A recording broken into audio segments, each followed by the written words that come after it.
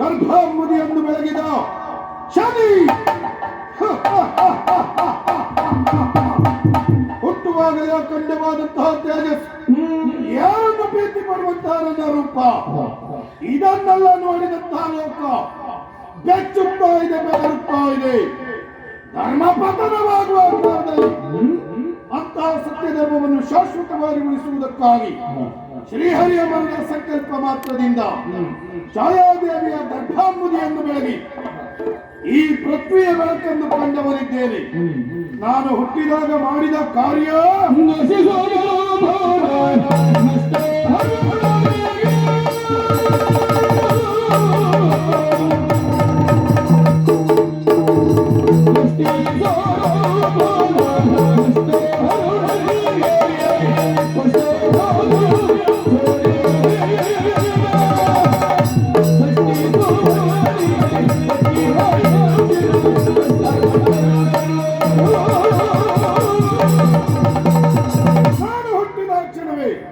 ನನ್ನ ಜನ್ಮಕ್ಕೆ ಕಾರಣೀಕರ್ತನಾದಂತಹ ನನ್ನ ತಂದೆಯಾದ ಭಗವಾನ್ ಸೂರ್ಯದೇವ ನನ್ನನ್ನು ನೋಡುವುದಕ್ಕೆ ಬಂದಂತಹ ಕಾಲದಲ್ಲಿ ನನ್ನ ದೃಷ್ಟಿ ಮಾತ್ರದಿಂದ ಮೈಯೆಲ್ಲ ಕುಷ್ಠರೋಗ ಪ್ರಾಪ್ತಿಯಾಯಿತು.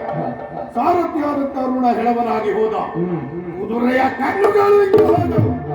ಹೆಚ್ಚೇನು ಸರ್ವಜೀವಿಗಳ ಸೃಷ್ಟಿಗೆ ಕಾರಣೀಕರ್ತನಾದ ಆ ವಿಧಾತ ಬ್ರಹ್ಮದೇವ ನನ್ನ ಪ್ರಭಾವ ನಿಮಿತ್ತದಿಂದ ತನ್ನ 5 ತಲೆಗಳಲ್ಲಿ ಒಂದು ತಲೆಯನ್ನು ಕಳೆದುಕೊಂಡ.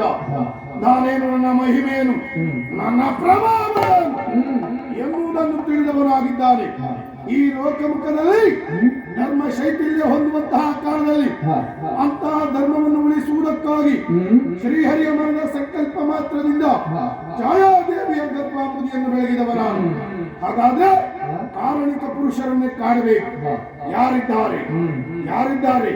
ಸಿರಿಯರ